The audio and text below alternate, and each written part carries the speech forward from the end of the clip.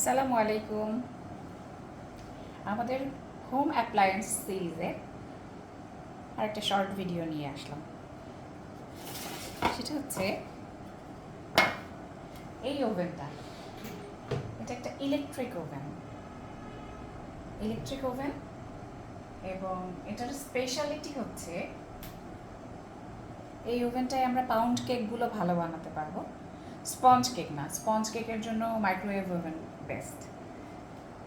খুবই সুন্দর pound cake হয় এবং একটা স্পেশালিটি হচ্ছে এটার ভেতরে একটা বাটি সেট করে অটোমেটেড একদম ফুল আমরা ব্রেড বানিয়ে ফেলতে পারবো। কিচ্ছু না, জাস্ট মেজারমেন্ট অনুযায়ী আপনার যা যা লাগে, ইস্ট, দুধ, চিনি, ফ্লাওয়ার, এগুলো আমি যখন মিশিয়ে দিয়ে দিব একটা নির্দিষ্ট টাইম পর ও একদম মানে ইস্ট ফুলে ওঠার জন্য যে টাইমটা লাগবে ওইটুকু সময় মেশিন অফ করবে। তারপরে সে আবার এটাকে ডো বানাবে, ডো বানানোর পর সেট হওয়ার টাইম দিবে, দুইবার সে এটাকে ফোলার টাইম দিবে, ডাবল রাইজিং করবে, তারপর একদম কমপ্লিটলি ব্রেড করে বের করে দিবে।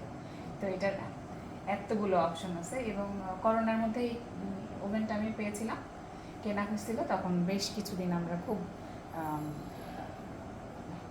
গোল গোল বান বানিয়ে খেয়েছিলাম। খুবই চমৎকার বান হয়, আসলে হাতেও বানানো যায়, ওভেন থাকলে একটু অটোমেটিক হয়। আর এটার একটা প্রবলেম হয়েছিল যে ওই সময় আমার মাইক্রোওয়েভ কাছে ছিল না। আমি একদিন তরকারির বাটি, শীতের দিনে তরকারি গরম করার সময় ঠিক একদম এই ডিসপ্লে প্যানেলের কাছে একটুখানি আমার পড়ে গেছিলো। তারপরে এই টাইমারটাকে আমি কাজ করাতে পারি না, আমাকে একটু দেখে 1 ঘন্টার টাইমে কাজ করে, 1 ঘন্টার নিচে কোনো টাইম আমি আসলে সেট করতে পারি না। তো এখন আমি এটাকে খুবই কম ব্যবহার করি। আজকে একটু আমার সুযোগ হয়েছে এটাকে ব্যবহার করার,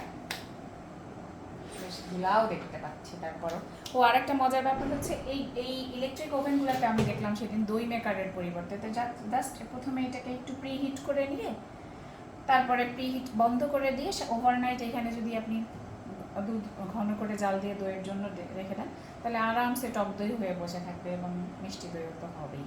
তো এইটাও আমি একদিন ট্রাই করব। আজকে আমরা আসলে আমসত্ত্ব বানাবো। আমি ছোটবেলায় আমার দাদি শাশুড়ির হাতের হচ্ছে আমসত্ত্ব খাওয়ার সৌভাগ্য আমার হয়েছিল। তো আজকে আমরা আমসত্ত্ব বানাবো।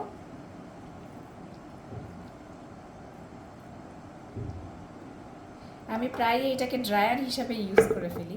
দেখা গেল আমার যেদিন সূর্যের আলো দরকার বা রাত হয়ে গেছে, বাট আমার এখন এই জিনিসটা প্রয়োজন, এই যে আমি প্রথমে এটাকে কিছুতে এখানে আমি অবশ্যই 2 পাশ থেকেই হিট দিব, বোথ ডিরেকশানে। এই জন্য আমার আসলে এটাকে এখানে সেট করতে হবে যেখানে আমার 2টা রডই আসলে জ্বলবে। আর টেম্পারেচার একেবারে মিনিমাম হচ্ছে 100, তার মাঝখানে একটু হয়।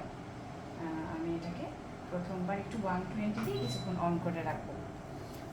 রাখার পরে ওই একটু ভেতরের এনভায়রনমেন্টটা প্রিহিট হয়ে গরম হয়ে থাকবে। তারপর আমি আমার এই আমসত্ত্বর জন্য করে রাখা ঘন ম্যাঙ্গো পাল্পটাকে দিয়ে দিব।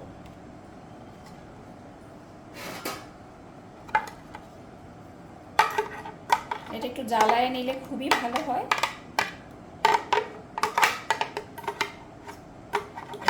স্টিকি করে নিলে স্টেপটা খুব তাড়াতাড়ি হয়ে যায়। এই একই কথা আসলে, ওখানে পানি টানানো আর এইখানে দিয়ে আমার একবারে আমি এটাকে গ্রিস করি নাই, সরাসরি ঢেলে দিছি। হোপফুলি নন স্টিকি ভাবের কারণে এটা আমি উঠাতে পারবো, খুব বেশি প্রবলেম হবে না। এরপরে আমি একটু সুন্দর করে স্প্রেড করে দিলাম ইভেনলি,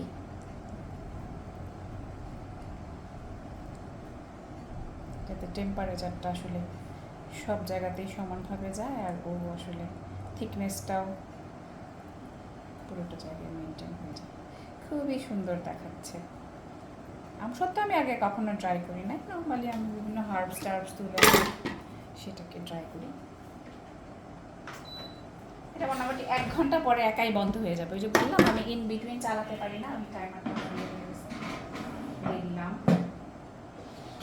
এবং এই যে 59 মিনিটস লেফট, এটা চলতে থাকবে। ঠিক আছে, এটা কমপ্লিট হয়ে যাওয়ার পর আমি আবার ফেরত আসছি। আসসালামু আলাইকুম।